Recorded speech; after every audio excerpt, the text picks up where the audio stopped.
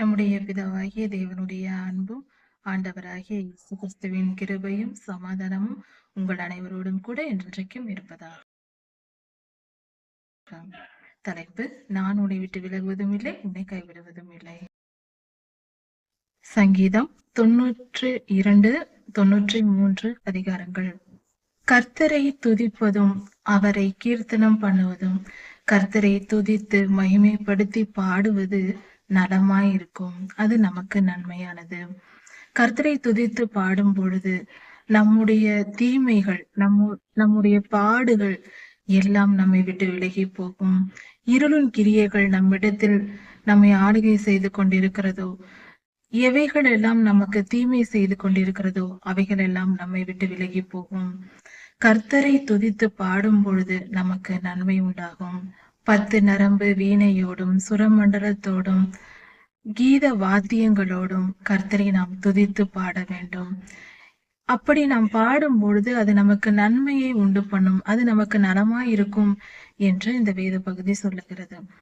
கர்த்தருடைய கிருபையை காலையிலும் அவருடைய சத்தியத்தை, வேத வசனங்களை, நீதி நியாயங்களை நாம் சொல்லுவது, அதாவது வேத வசனத்தில் உள்ள பரிசுத்த வேதாகமமாகிய பைபிளில் உள்ள வசனங்களை தியானிப்பதும் மாலையில் செய்வதும் நலமாயிருக்கும்.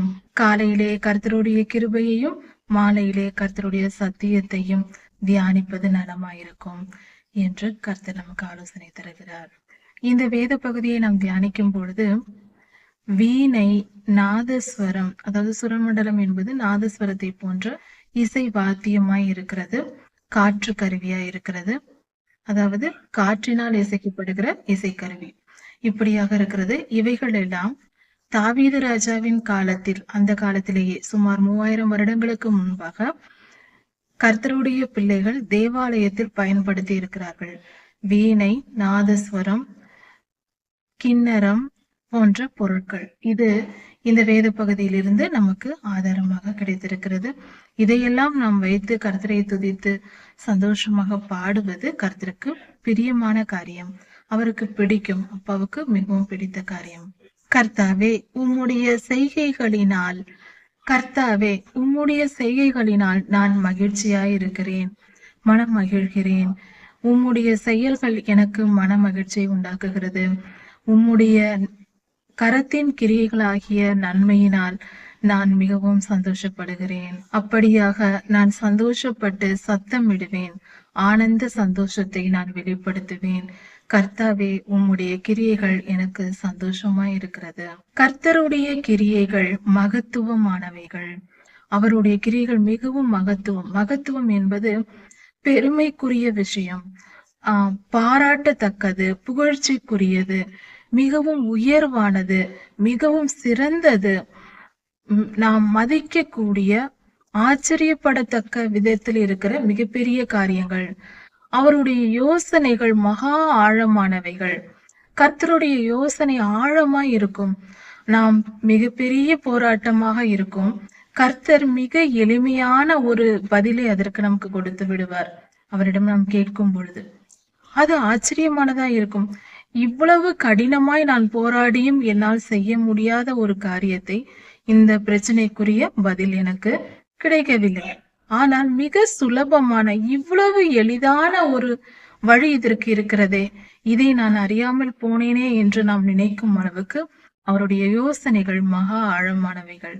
ஆழமான யோசனைகளோடு கர்த்தர் நமக்கு ஆலோசனை தருவார். அந்த யோசனைகளை நாம் கேட்கும் போது நம்மால் அதை ஜீர்ணிக்கவே முடியாது, அந்த அளவுக்கு மிக சுலபமானதா இருக்கும்.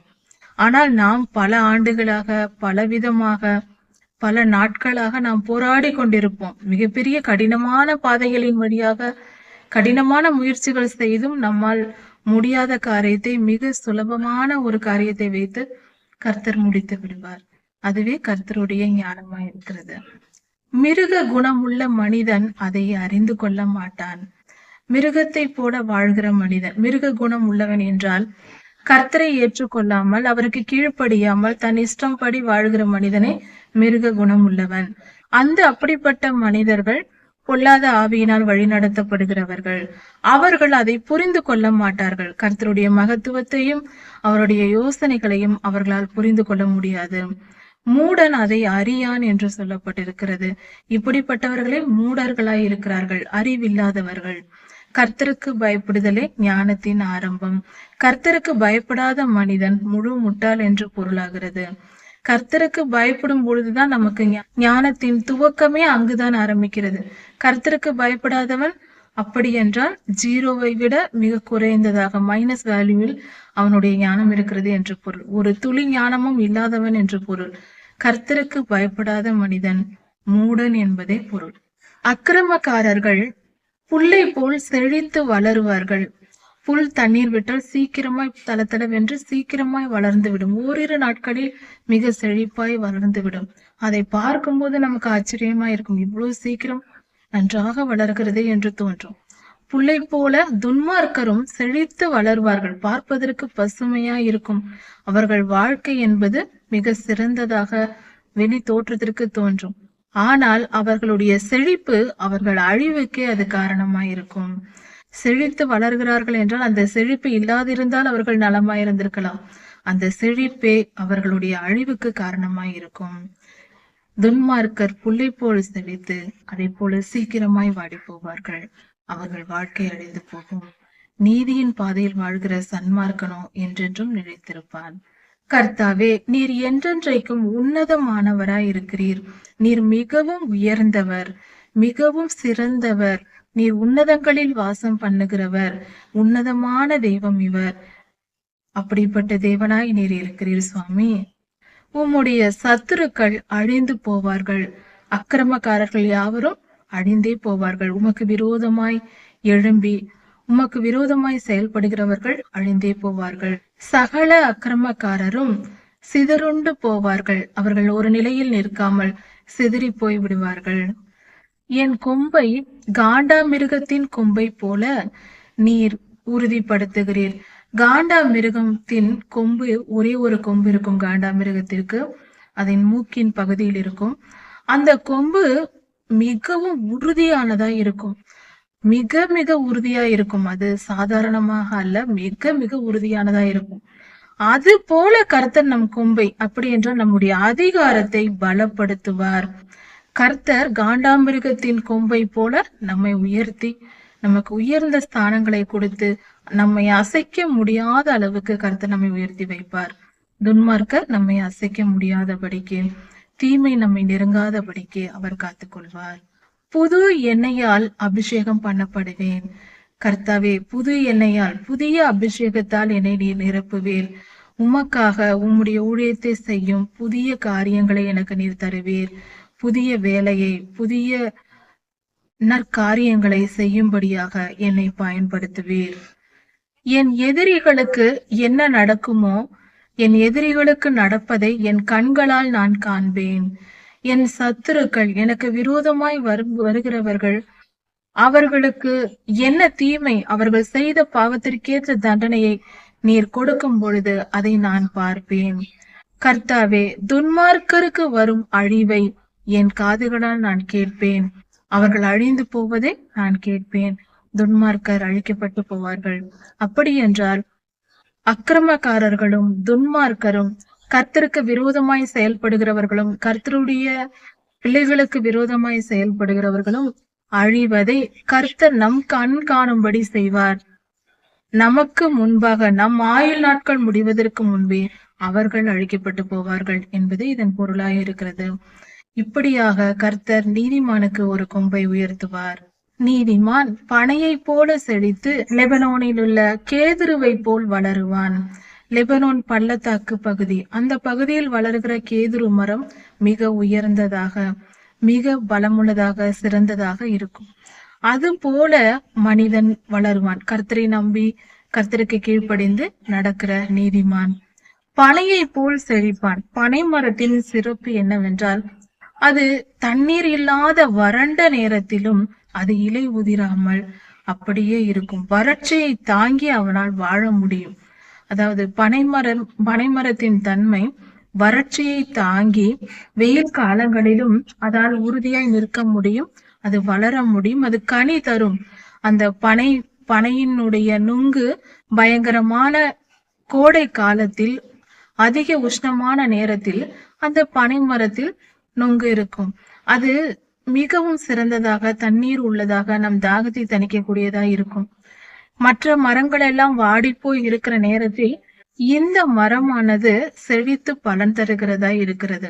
அது போல நீதிமானும் வறண்ட காலத்திலும், ஆபத்து காலத்திலும், உபத்திரவ காலத்திலும், துன்பத்தின் மத்தியிலும், உலகமே உபத்திரவத்தில் துடித்துக் கொண்டிருக்கும் பொழுது நீதிமான் பனையை போல செழித்திருப்பானான். உபத்திரவத்தின் மத்தியிலும் செழிப்பாய் இருப்பான் நீதிமான். எந்த நிலையிலும், எந்த காலத்திலும், என்ன சூழ்நிலை வந்தாலும் நீதிமானை தீங்கு அணுகாது. இதுவே இந்த வார்த்தையா இருக்கிறது. கர்த்தருடைய ஆலயத்திலே நாட்டப்பட்டவர்கள், கர்த்தரால் ஆசிர்வதிக்கப்பட்டு கர்த்தருக்கு ஊழியம் செய்கிறவர்கள், கர்த்தருடைய பிள்ளைகள் எங்கள் தேவனுடைய பிரகாரங்களில் செழித்திருப்பார்கள். அப்படி என்றால் நித்திய ஜீவனில், கர்த்தருடைய 1000 வருட அரசாட்சியில் எப்பொழுதும் கர்த்தருடன் கூட இருந்து செழிப்பாய் அவருடைய பிரகாரங்களில் மகிழ்ச்சியாய் வாழ்வார்கள். கர்த்தருடைய ஆலயத்தில் நாட்டப்படுவது என்பது கர்த்தருக்கு ஊழியம் செய்வதை குறிக்கிறது. அப்படி கர்த்தருக்கு உண்மையாய் ஊழியம் செய்கிறவர்கள் என்றென்றும் செழித்திருப்பார்கள், நித்திய ஜீவனை சுதந்திரித்துக் கொள்வார்கள். கர்த்தர் உத்தமர் என்றும் அவரிடத்தில் அநீதி இல்லை என்றும் விளங்க பண்ணும்படி. கர்த்தர் எந்த அளவுக்கு உத்தமர், அவரிடத்தில் எந்த வித அநீதியும் இல்லை, நீதியின் சூரியன் அவர், நீதியாய் எல்லாருக்கும் நியாயம் தீர்ப்பார் என்று விளங்கும்படி, அவருடைய நீதி விளங்கும்படி ஒரு காரியம் நடக்கும். அது என்னவென்றால், கர்த்தருடைய உண்மையான ஊழியக்காரர்கள், கர்த்தருக்கு மனப்பூர்வமாய் உண்மையாய் அன்பு கூர்ந்து ஊழியம் செய்கிற கர்த்தருடைய பிள்ளைகள் முதிர் வயதிலும் கனி தந்து, முதிர் வயதில், வயதான காலத்திலும் கர்த்தருக்கு ஊழியம் செய்து அதனால் ஆத்துமாக்களை ஆதாயப்படுத்தி அவர்கள் பலமாய் இருந்து கர்த்தருக்கு ஊழியம் செய்வார்கள். அவர்கள் செழித்திருப்பார்கள், கர்த்தருடைய ராஜ்யத்தில் சேர்ந்திருப்பார்கள், புஷ்டியும் பசுமையுமாய் இருப்பார்கள். சரீரத்தின்படியும் அவர்கள் ஆரோக்கியமாக செழிப்பாக இருப்பார்கள். அதே சமயத்தில் அவர்களுடைய ஆத்துமாவையும் இது குறிக்கிறது. ஆத்துமா புஷ்டியும் பசுமையுமாய் இருப்பது என்பது மன சந்தோஷத்தோடும் சமாதானத்தோடும் உற்சாகத்தோடும் வயதான காலத்திலும் அவர்கள் கவலையற்று எந்த வேதனையும் இல்லாமல் சந்தோஷமாய் சமாதானமாய் உற்சாகமாய் இருப்பார்கள். முதிர் வயதிலும் கனி கொடுக்கிறவர்களாக கர்த்தருக்கு ஊழியம் செய்து ஆத்துமாக்களை ஆதாயப்படுத்தி கர்த்தருக்கு மற்றவர்களுக்கு கர்த்தருடைய நாமத்தை சொல்லி மற்றவர்களையும் வலியிலும் வேதனையிலும் துன்பத்திலும் உடண்டு கொண்டு பாவத்தில் இருக்கிற மனிதனையும் மீட்டு கர்த்தரிடத்தில் சேர்க்கிற நல்ல ஊழியத்தை செய்து வயதான காலத்திலும் அவர்கள் ஊழியம் செய்வார்கள். அப்படி என்றால் இளமையில் எவ்வளவு செய்வார்கள். அப்படி அவர்கள் ஊழியம் செய்து கர்த்தருக்கு பலன் தருகிறவர்களாய் இருப்பார்கள். கர்த்தரால் ஆசீர்வதிக்கப்பட்டவர்களுக்கு இதெல்லாம் நடக்கும். இது எதனால் நடக்கிறது என்றால், கர்த்தர் நீதி உள்ளவர். அவர் நீதியுள்ளவராய் இருப்பதினால் தம்முடைய ஊழியக்காரர்களை ஆசீர்வதித்து பாதுகாக்கிறார், செழிப்பை தருகிறார், பாதுகாக்கிறார், கனிதரும் மரமாய் அவர்களை மாற்றுகிறார். இதிலிருந்து ஒரு காரியம் தெரிகிறது. பலர் இன்று கர்த்தருடைய பிள்ளைகள் மனதில் கண்டிப்பாக வாழ்க்கையில் பல முறை தோன்றக்கூடிய ஒரு காரியம்தான். அதாவது, நான் நீதியின் பாதையில் நடக்கிறேன், கர்த்தருக்கு கீழ்ப்படுகிறேன், கர்த்தருக்கு பிரியமாய் நடக்க முயற்சி செய்கிறேன். இப்படி செய்கிற நான் மிகவும் பாடுபடுகிறேன், பல துன்பங்களும் தீமைகளும் எனக்கு வருகிறதே, எனக்கு வேதனை வருகிறதே, பாடுகள் வருகிறதே. ஆனால் துன்மார்க்கரோ செழிப்பாய் இருக்கிறார்கள், நன்றாய் இருக்கிறார்கள், எனக்கு தான் இவ்வளவு பாடுகள் வருகிறது என்று கர்த்தருடைய பிள்ளைகள் நினைப்பதுண்டு. பொதுவாக பலரும் நினைப்பதுண்டு. அப்படிப்பட்ட பாதையில் அவர்கள் நடந்து செல்ல வேண்டிய நிலை ஏற்படுகிறது. நமக்கு அப்படி நேருகிறது. அப்படி நாம் நினைக்கும் போது ஒரு காரியத்தை, இந்த வேத பகுதியை கவனிக்க வேண்டும். நாம் செய்கிற நீதியின் கிரியைகளுக்கு தக்க பலனை தர கர்த்தர் இருக்கிறார். அதுதான் இந்த வேத வசனம் சொல்லுகிறது. கர்த்தர் நீதியுள்ளவர் என்பதை விளங்க பண்ணும்படியும், அவர் உத்தமர், அவர் நீதியுள்ளவர், நீதியாய் தம்மை நம்பி நீதியின் பாதையில் நடக்கிறவர்களுக்கு அவர்களுடைய நற்கிரியைகளுக்கு தக்க பலனை கொடுக்கிறவர் என்று விளங்க பண்ணும்படி முதிர் வயதிலும் நம்மை ஆசீர்வதிப்பார். நாம் முதிர் வயதாய் இருக்கும் போதும் நாம் செழித்து பசுமையாய் இருப்போம். அப்படி என்றால் எப்பொழுதும் நமக்கு துன்பம் நேரிடாதபடிக்கு, ஆபத்தில் விழுந்து போகாதபடிக்கு, நாம் வேதனையிலும் புலம்பலிலும் வாழாதபடிக்கு சந்தோஷத்தோடும் சமாதானத்தோடும் களிப்போடும் உற்சாகமாய் நாம் வாழும் வாழ்க்கையை நமக்கு கர்த்தர் கொடுக்கிறார். சோர்ந்து போக பண்ண மாட்டார். நம் வாழ்வு உற்சாகமானதா இருக்கும். தினந்தோறும் எழும்பும் போது சந்தோஷமாய் எழுந்திருப்போம், உற்சாகமாய் இருப்போம். துன்பங்கள் துயரங்கள் எது வந்தாலும் அது நம்மை பாதிக்காது. அது நிரந்தரமாய் நம்மிடத்தில் இருக்காது. கர்த்தர் எல்லாவற்றையும் மேற்கொள்ளும் பலனை நமக்கு கொடுப்பார். இப்படியாக கர்த்தர் நம்மை ஆசீர்வதிப்பார். சங்கீதம் 93 அதிகாரம். கர்த்தர் ராஜரீகம் பண்ணுகிறார். அவர் மகத்துவத்தை அணிந்து கொண்டிருக்கிறார். கர்த்தரே ராஜாவாய் ராஜரீகம் பண்ணுகிறார். இந்த பூமியை, பூ உலகத்தை கர்த்தரே ராஜாவாக ஆளுகை செய்கிறார். இன்றும் அவர்தான் ஆளுகை செய்து கொண்டிருக்கிறார். அவருடைய செயல்கள் மகத்துவமானதை. கர்த்தர் மகத்துவத்தை அணிந்து கொண்டிருக்கிறார். மகத்துவம் என்று சொல்லும் பொழுது அது புகழ்ச்சிக்குரிய, மகிமைக்குரிய, மேன்மைக்குரிய செயல்கள். கர்த்தர் அப்படிப்பட்ட காரியங்களை செய்கிறார்.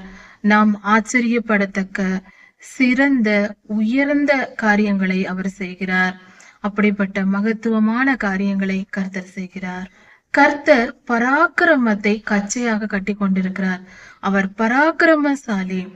அவரை எதிர்த்து நிற்கவோ அவரோடு போராடவோ யாரும் இல்லை. அவர் நினைத்ததை செய்வார். எல்லாவற்றையும் செய்ய வல்லமை உண்டு. அவர் மகா பெரியவர், பராக்கிரமசாலி. எல்லா காரியத்தையும் அவர் செய்வார். அதனால் பூச்சக்கரம் அசையாமல் நிலைத்திருக்கிறது. பூமியானது அசையாமல் நிரந்தரமாய் நிலைத்திருக்கிறது. அது அழிந்து போகவில்லை. காரணம், கர்த்தர் பராக்கிரமசாலியாய் அதை காத்து கொண்டிருக்கிறார். இல்லை என்றால் பொல்லாத சாத்தான் என்றோ மனித குலத்தை முற்றிலுமாய் அழித்து போட்டிருப்பான். கர்த்தரே நம்மை காத்து வழிநடத்தி வருகிறார். இதையே இந்த வசனம் குறிப்பிடுகிறது. உமது சிங்காசனம் பூர்வம் முதல் இருக்கிறது. பூர்வம் முதல் உறுதியானது. கர்த்தருடைய சிங்காசனம் உறுதியானது என்று சொல்லும்போது, பூர்வ காலம் என்று சொல்லும்போது ஆதி காலம், ஆதாம் ஏவாள் காலத்திற்கும் முன்பான காலத்தை நாம் சொல்லலாம். அந்த காலத்திற்கு முன்பே பூமியும் இருந்திருக்கிறது. அதற்கு முன்பாக பல உயிரினங்களும் வாழ்ந்திருக்கிறது, மனிதர்களும் இருந்திருக்கலாம். அந்த கால பகுதியை சொல்லுகிறது. பூர்வ காலம் முதல் கர்த்தருடைய சிங்காசனம். அவர் ஆளுகை செய்தார் என்றால் மனுமக்களை அவர் ஆளுகை செய்திருக்கிறார். அப்படி என்றால் மனிதர்களும் இருந்திருக்கலாம். ஆளுகை செய்திருக்கிறார். பூர்வ காலம் முதல் கர்த்தருடைய சிங்காசனம் உறுதியானது. கர்த்தர் இந்த பூமியை ஆளுகை செய்ய வேண்டும் என்கிற திட்டம் ஆதி காலத்திலே, பூர்வ காலத்திலேயே குறிக்கப்பட்டு விட்டது. அதாவது ஆதாம் ஏவாள் காலத்திலேயே குறிக்கப்பட்டது. அதற்கு முன்பாகவே கூட இருக்கலாம். நீர் அனாதியாய் இருக்கிறீர். கர்த்தர் அனாதியாய் இருக்கிறார். அனாதி என்றால் அனாதை என்று பொருள். அனாதை என்ற பொருளுக்கு கர்த்தர் அனாதை என்றால் அவருக்கு நிகரானவர் யாரும் இல்லை, அவருக்கு சமமானவர் யாரும் இல்லை, அவருக்கு சரிக்கு சமமாக நிற்கக்கூடியவர் யாரும் இல்லை. அவர் தனித்தவர், ஒருவராய் இருக்கிறார். அவரே சர்வ வல்லமையுள்ள தேவன். அவருக்கு நிகரானவர் யாரும் இல்லை.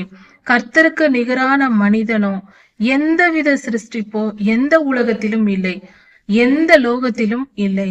அவர் அனாதி தேவனாய் இருக்கிறார். கர்த்தரை விட உயர்ந்தவரோ யாரும் இல்லை.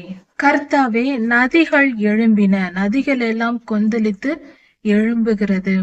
அவைகள் அலை திரண்டு வருகிறது, வேகமாய் நதிகள் வருகிறது. சமுத்திரமும் கொந்தளிக்கிறது.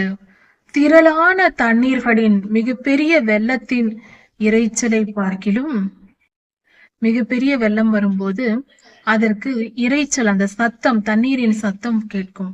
வலிமையான அலைகள், சுனாமி அலைகள் போன்ற மிகப்பெரிய அலைகள் வரும்போது அந்த அலைகளை விட கர்த்தர் பெரியவர். இது ஏன் இப்படி சொல்லப்பட்டிருக்கிறது என்றால், அண்ட சராசரத்திற்கும் மேலே அவர் பெரியவர். மனிதன் பூமியில் இருக்கிறோம், பூமியில் உள்ள நிகழ்வுகளை பார்க்கிறோம். அதனால் இதை வைத்து குறிப்பிட்டு சொல்லப்பட்டிருக்கிறது. சுனாமி அலையை விட கர்த்தர் பெரியவர். திரளான வெள்ளம் வரும்போது அந்த வெள்ளத்தை பார்க்கும்போது பார்த்தாலே பயமா இருக்கும் நமக்கு. அதை விட பெரியவர். மனிதனுக்கு புரிந்து கொள்ளும்படியாக இந்த வார்த்தைகள் கொடுக்கப்பட்டு சொல்லப்பட்டிருக்கிறது. கர்த்தர் உன்னதத்திலே மிகப்பெரிய வல்லமை உள்ள தேவனாய் இருக்கிறார். உன்னதத்தில் அவர் வாசமாய் இருக்கிறார். பரலோகத்தில் உன்னதமானவர் தேவன் வாசம் செய்யும் இடம் என்று ஒன்று இருக்கிறது. அந்த இடத்தை குறிப்பிடுகிறது. உமது சாட்சிகள் மிகவும் உண்மையானவைகள். கர்த்தருடைய சாட்சிகள் மிக மிக உண்மையானது. வேத வசனங்கள் உண்மையானது. கர்த்தருடைய வார்த்தைகள் எல்லாம் உண்மையானது. கர்த்தருடைய காரியங்கள் எல்லாம் உண்மையானது. அதில் ஒன்றும் பொய்யில்லை. அது எல்லாம் பரிசுத்தமானது. கர்த்தருடைய ஆலயத்தில் அலங்காரம் என்பது பரிசுத்தமாய் இருக்கிறது. கர்த்தருக்கு அவர் இருக்கும் இடம் பரிசுத்தத்தால் நிறைந்தது. அந்த பரிசுத்தம் தான் அவருக்கு அலங்காரமாய் இருக்கிறது. அந்த பரிசுத்தம் தான் கர்த்தர் இருக்கும் இடத்திற்கு, ஆலயத்திற்கு அலங்காரமாய் இருக்கிறது. இப்படியாக கர்த்தருடைய மகத்துவத்தையும் அவருடைய வல்லமையையும் குறித்து இந்த வேத பகுதியில் சொல்லப்பட்டிருக்கிறது. இப்படிப்பட்ட நம்முடைய தேவனை பற்றி நாம் தெரிந்து கொண்டு அவர் எப்படிப்பட்டவர் என்பது இதன் மூலம் தெரிகிறது. அவருடைய குணாதிசயங்கள் என்ன என்று தெரிகிறது. இதையெல்லாம் படித்து இந்த காரியங்களை வைத்து கர்த்தரை ஸ்தோத்தரித்து ஜெபித்து பாடி அவரை மகிமைப்படுத்துவோம், நன்மையை பெற்றுக் கொள்வோம். கர்த்தர் உங்களை ஆசீர்வதிப்பாராக. இதன் தொடர்ச்சி அடுத்த செய்தியில் பார்க்கலாம். மாரநாதா.